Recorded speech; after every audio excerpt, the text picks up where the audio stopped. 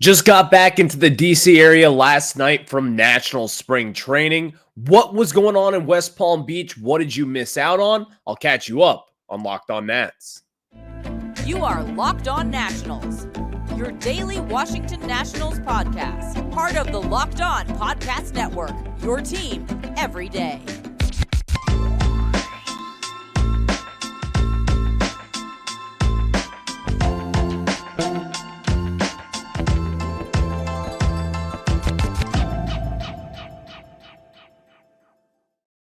And thank you all for making Locked On Nationals your first listen every single day, as we are free and available wherever you get your podcasts. And of course, check us out over on YouTube. Just search Locked On Nationals there. Hit that subscriber button and as well as turn on the notification bell. Later on in today's show, we're going to discuss Cade Cavalli's expectations as he returns from Tommy John surgery. What should we be expecting?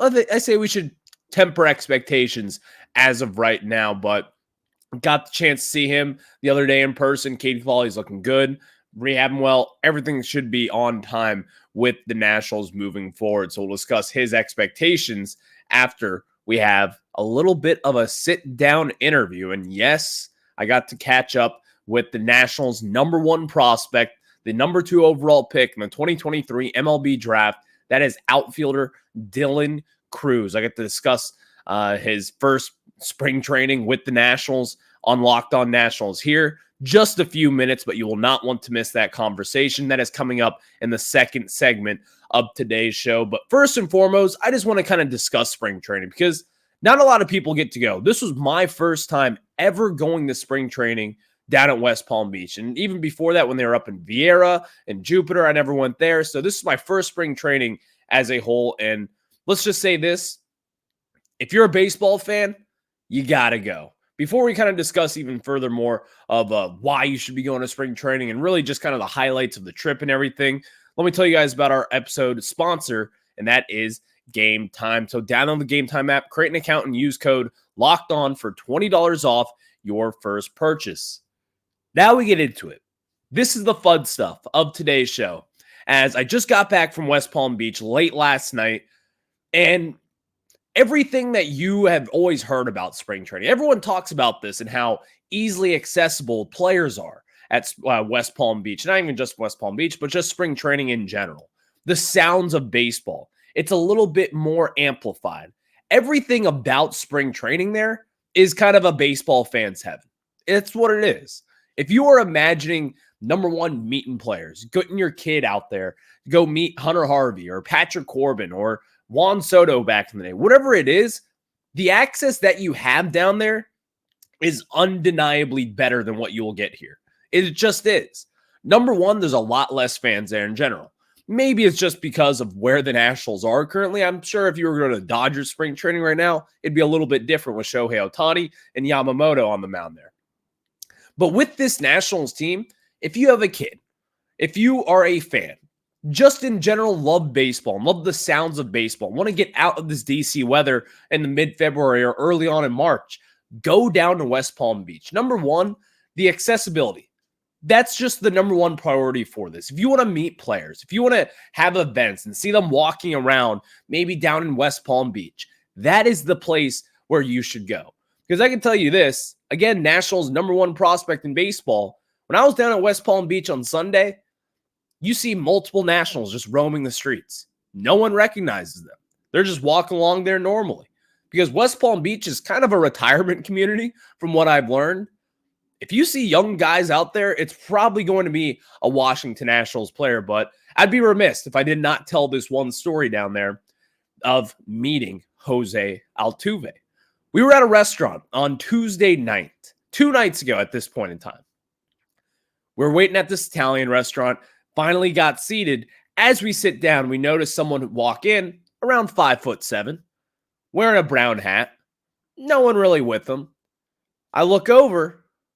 That is Jose Altuve, the MVP, the multiple-time World Series champion, one of the most popular baseball players in this sport. I see Jose Altuve right around there on the corner. I immediately text the Locked On Astros guys and say, Jose Altuve is in this restaurant right now. who is with him, because he did bring someone else, at which I still don't know who that second player was, or maybe it was a former player now on the coaching staff. It was a little bit hard to dictate who that was, but I definitely saw Jose Altuve. And unfortunately, Jose Altuve saw me too. So as we get into the restaurant, we're sitting down, we notice Jose Altuve, which, by the way, Jose Altuve had to wait for a table for nearly 30, 45 minutes, and not one person recognized this guy.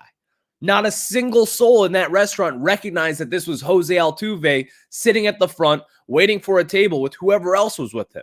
Which, by the way, the guy was definitely a former player of some sort, or at least on the coaching staff. He looked like a former player. He even looked like a current player, but we could not really kind of pick who it was. So now, with all that said, Jose Altuve, after about 30, 45 minutes waiting around, we already have our appetizers. We have our drink orders in. We have everything in. We have food on the table. Jose Altuve finally gets seated, and he is directly across from me, sitting over at the bar. I'm a nosy guy. You may have known that.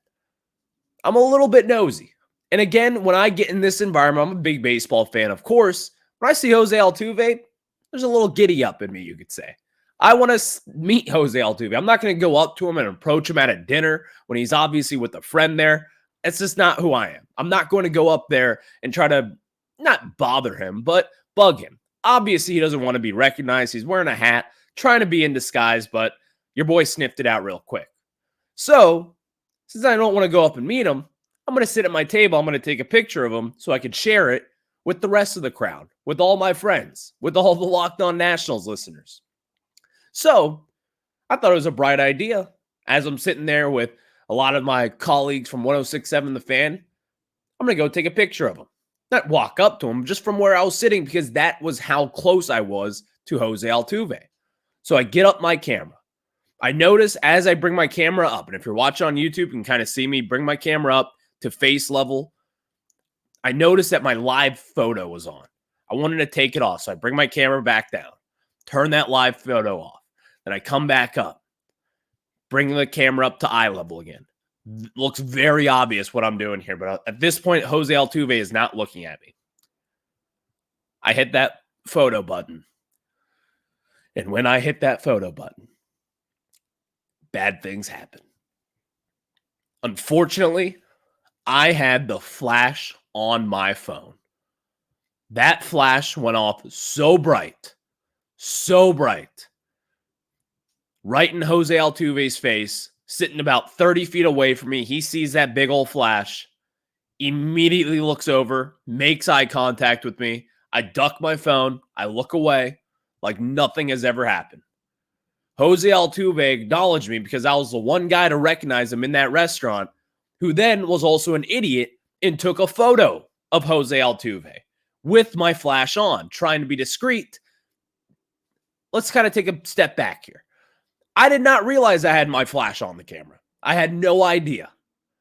But when that flash went off and I see 2019 runner-up to the World Series champions, Washington Nationals, sitting there, one of the better players in baseball over the last decade, one of the better hitters in baseball over the last decade, one of the most controversial athletes of the last 20, 30 years, Jose Altuve sitting there, makes eye contact with me, and never looks back. That is the kind of access that you get down in spring training. Even beyond the seeing the Washington Nationals up close and personal, getting along the fence line there. If you're a fan or whatever, you can sit on the fence, get your autographs. Or you can go out to a restaurant and you're likely to see maybe a Jose Altuve, because if you didn't know, Cacti Park, where the Nationals spring training headquarters are, is shared with the Houston Astros. So you see a lot of different personalities there. There's a lot of different athletes, a lot of different baseball legends, you could say, with the Houston Astros there. Josh Hader, I've saw out in the wild. I saw Dylan Cruz out in the wild. I saw Jose Altuve, obviously, out in the wild. And of course, whoever was with Jose Altuve, we saw him as well. Moral of the story is spring training was a blast. It was. And today I didn't really imagine just kind of taking this time to kind of soak in this segment, but I think you guys would appreciate that. And really, I'm sure you've heard this. If you haven't been, I guarantee you someone in your life has always been, go to spring training. You got to go to spring training. Well, I was always that guy on the other end of it, having people tell me, you got to go to spring training. You got to go for XXX, and this is the reason why you have to go. Now I understand why. Number one, it's baseball heaven. And one of the most underrated values of spring training is everyone talks about the sound of baseball and just kind of how beautiful that sound is in general. When you're at spring training in these smaller yards with not that many fans there, number one, you can hear the guys kind of communicating out in the field of guys yelling, I got the ball, I got it, or ball, whatever it is. You can hear that. You can hear the crack of the bat just a little bit louder and a little more clear. There's a nice little echo to it as well. The sounds of baseball are just so much more amplified. And I think if you're a baseball fan, which if you are, first off, thank you. Second off, subscribe to Locked On Nationals. I think you'll like West Palm Beach, kind of traveling around there with the guys, but always prepare for rain because we got a lot of rain at West Palm Beach. Thank you all for making Locked On Nats your first listen every single day, as we are free and available wherever you get your podcasts. And of course, check us out over on YouTube. Search Locked On Nationals there, and wherever you get your podcasts, hit that subscriber button. Next, Dylan Cruz. He's been killing it. I got a chance to talk with him for just a couple of minutes in the Nationals clubhouse. You will not want to miss that interview coming up right after I tell you guys about our friends over at Amazon Fire TV. And guys, Amazon Fire TV, this is something that if you're a young person, you already know, but let me tell about everyone else, because you can have Amazon TV or Amazon Fire TV just like we do, because Fire TV is your destination for sports, from live games to highlights to in-depth analysis.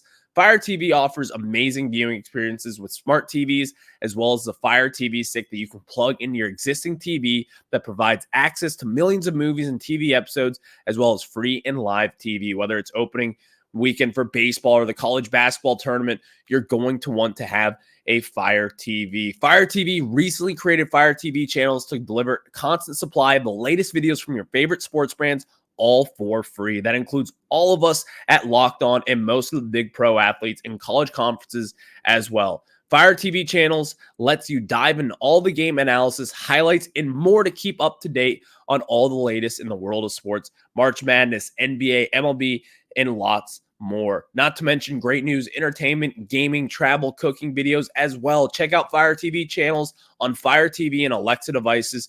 If you haven't checked out Fire TV channels, you should. Trust me on this. To learn more, visit www.amazon.com/lockedonfiretv. Now we get back into it, as just got back from spring training. We've been talking about that and the experiences that have come with it. It was a blast. And obviously, I came back with little prizes, little whatever. I went to the team store, had a nice little spending spree there, as you should. It's down in West Palm Beach. You're in Florida. You're getting in the sun. If you haven't noticed, I'm very sunburned right now. My legs are very sunburnt. It sucks, but I'm back here in the DMV, and I came with a Dylan Cruz interview. Just about 3 minutes here over on Locked On Nationals, exclusively on Locked On Nationals. Check this out. As I was discussing Dylan Cruz in his first spring training down in West Palm Beach, here's my conversation with Dylan Cruz. 3, 2, 1. Here with Dylan Cruz here in Washington National Spring Training. Dylan, it's your first big league spring training, man. How's it feel? It feels great. It feels good to be here. Everybody in here is pretty awesome, and just to be in the same room as these guys, it's pretty awesome, and we're heading in the right direction. You know, coming from LSU, obviously, you guys use aluminum bats there, making the transition to wood. Yeah. Some people may not think about that too much, but you can kind of go into that since last year, hitting aluminum, now going to wood. What is that transition? Yeah, it's a little transition for sure, but I like to say hitters hit. So if you can, hitters can transition into anything. Yeah, I feel like if it's metal or wood, whatever it is, but it's something you kind of have to get used to. These guys have a little bit of head start on me, so but I feel like I'm in a good spot right now with it, and after working with it in all off season now, it's I feel comfortable with it. Nice. So you go into this first season. Obviously, you've been playing center field a lot of your life. Where do you kind of see yourself going up in the big leagues? You can play the corners. You can stick in center field. What do you? Yeah, whatever it is. That's not my decision. That's theirs. But I'm working in all different positions, whether it's center or in the corners. They got me in. Working in all three positions, so I try and be as versatile as I can, and wherever they want me to play, that's where I'm gonna play. So. All right, man. Favorite music? Favorite music? Man, I've been really on the country wave, and then Morgan Wallen. Yeah, I like Morgan Wallen, and then I like Luke Combs. But like for hitting, if I'm hitting, I like to listen to reggae a lot. Okay. I'm a big reggae guy, so. I mix in between those, and it fits well when you're in West Palm, so it's good. Nice. Eating food competition now. What's your one food that you can go in an eating competition and win? Man, it could be anything. Like if you know, like my buddies always make fun of me because of how fast I eat sometimes. Okay. And like it could be anything. Fast too. Yeah. So, man, I guess like if it's like a Chipotle bowl, like a Chipotle bowl, I can put that down in like 5 minutes. Nice. So it's pretty quick. Chipotle bowl is a pretty ballsy answer, I will say. Yeah. But going forward, obviously, you're a Raising Cane's guy, going from LSU. You and Paul Skeens down there doing your thing there. There is no Raising Cane's in D.C., but they did just open one in Union Station, the middle of the train tracks there. What do you say about that? Oh, I'm definitely gonna hit it up one of these days for sure. It's a great late night snack to have, and that cane sauce is unbelievable. So it'll feel kind of like Louisiana once I have some canes in me over in DC. So it'll be good. Perfect, man. Thanks for the time today. Yeah, thank you, man. Appreciate it. Thanks, man, so much. Nice. That was Dylan Cruz, Nationals #2 overall pick back in the 2023 MLB draft, the Golden Spikes Award winner at LSU, 2023 national champion at LSU. What a great guy. That is someone that you want being the face of your organization right then and there. Kind of getting to discuss, didn't really get to talk to him all that much, obviously, just a handful of minutes there. But I think one thing kind of stood clear with Dylan Cruz is that the moment and all the hype and all the pressure surrounding him being one of the franchise-changing guys going forward, the pressure has not gotten to him. He is still very humble. He comes from, humble beginnings. You can obviously tell that he's had the talent to kind of skyrocket throughout his life, and now he's sitting here on a throne of a lot of talent and a big opportunity here in Washington, D.C., but if you one takeaway from that interview is that he's ready. I'm not saying he's going to make the opening day roster at this point. Obviously, there's a lot of different things to discuss with that, but we do need to discuss that Dylan Cruz, the pressure, everything surrounding him, it's not going to get to him. And you've seen it this year. In spring training, he's been very good, by the way. His slash line is obviously good. 3 out of his 4 hits have come from extra bases so far. He's had 14 at-bats. He's walked a couple of times, and he's had a couple stolen bases as well. But even then, as we saw yesterday, hitting the double off the wall and then clearing the fence with his first home run of spring training. Dylan Cruz, you do not have to worry about that kid. As we always talked about Robert Hassel being the safest prospect in this national system, ever since Dylan Cruz came in here, you can kind of give that honor to him because I think Dylan Cruz right now, number one, he's going to make the majors at some point this season, but they're not going to rush him. They're not going to just throw him up in the big leagues just because it's Dylan Cruz and just because he might be ready now. They're going to wait. They're going to be patient with him. He is way too big of a prospect at this moment in time to just throw up in the big leagues. They know how much talent they have on this roster. They know what it means to have someone of his caliber, that franchise kind of changing guy who is not only a leader in the clubhouse. He's not a leader in the clubhouse at this moment in time. He's young. It's his first spring training, but you can see as to why the Nationals took him #2 overall. You can see as to why he was one of the better college players over the last few years to the last decade plus. He is a leader, #1, and #2, he is a damn good ball player. And I think that is something that as we kind of get more acclimated to Dylan Cruz, as we kind of set expectations for the #2 overall pick in the 2023 draft, don't forget a few things here. Dylan Cruz, not only is his bat game-changing, but he's been showing some game-changing defense in center field so far, making a couple nice plays in spring training, showing off the arm, showing off the range, and also showing off the wheels on the base pass, something that we did not really see last year and really didn't see all too much at LSU as well, but you can see all the potential there. He's got the skill. It's going to happen eventually. He's going to make his debut, possibly at some point this season. We'll just have to see because the Nationals, they cannot rush this. As you can kind of tell in that little mini interview with Dylan Cruz, the kid's humble, he's hungry, and he wants more. So thank you all for making Locked On Nats your first listen every single day. So we are free and available wherever you get your podcasts. And of course, check us out over on YouTube. Search Locked On Nationals there. Next, I'm going to discuss Cade Cavalli's expectations as well as the Nationals signing a big league talent. We'll discuss that after I tell you guys about our good friends over at PrizePicks. And guys, football season may be over, but the action on the floor is heating up. Whether it's tournament season or the fight for playoff home court, there's no shortage of high-stakes basketball moments this time of year. Get in the excitement with PrizePicks, America's #1 fantasy sports app, where you can turn your hoops knowledge into serious cash, and you can now win up to 100 times your money on PrizePicks with as little as 4 correct picks. You can turn $10 into $1,000 with NBA, NHL, and college basketball entries today on PrizePicks, America's #1 fantasy sports app. And guys, PrizePicks is the best way to get action on sports in more than 30 states across the country, including California, Texas, and Georgia. You want to play alongside some of PrizePicks' favorite players like Meek Mill and Sugar Sean O'Malley? You can find community plays under the promos tab of the app to view entries from some of the biggest names in the PrizePicks community each week. Conference tournaments are here, which means the biggest moments in college basketball are getting closer. You can be part of the action on PrizePicks for both men's and women's college basketball. And of course, maybe on PrizePicks, you want to talk about Stephen Curry going for more than 29 points or whatever it is with Anthony Davis having more than 2 blocks. All you have to do is download the app today and use code LOCKEDONMLB for a first deposit match up to $100. Download the app and use code LOCKEDONMLB for a first deposit match up to $100. It is highly encouraged to PrizePicks and pick more, pick less. It's that easy with our friends over at PrizePicks.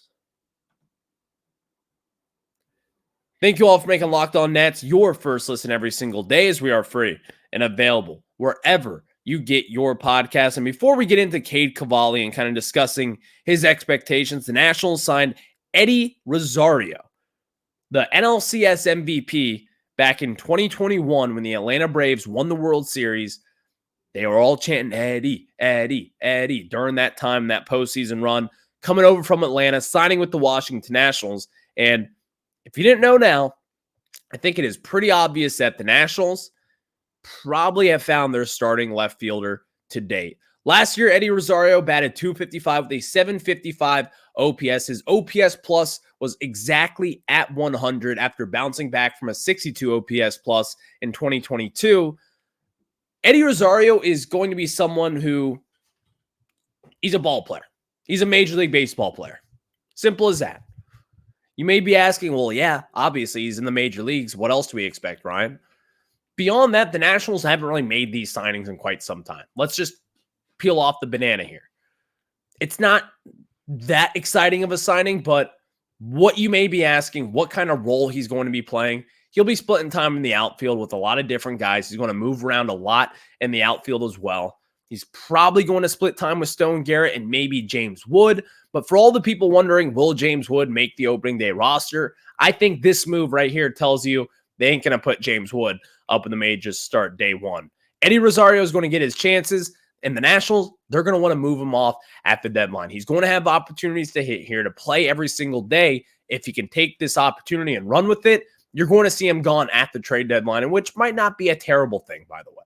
This isn't going to be someone who will be this massive effect on this young roster, but Eddie Rosario is a Major League Baseball player, sort of exciting. Now let's talk about Cade Cavalli and his expectations. Number one, getting to see Cade Cavalli down there. He looks very bright. You see all the momentum with him. He's going to be pitching up at the majors at some point this season, but the expectations for him, you got to keep them a little bit low. I'm not going to throw out these massive expectations for Cade Cavalli based on where he was drafted, based on where MLB.com had him in his prospect rankings. Cade Cavalli is a great talent, but you got to pump the brakes just a little bit. Number one, he's a young pitcher. Number two, coming off Tommy John surgery, it's unfair to place expectations on anyone. What 2023 and 2024 rather will be about for Cade Cavalli is staying healthy.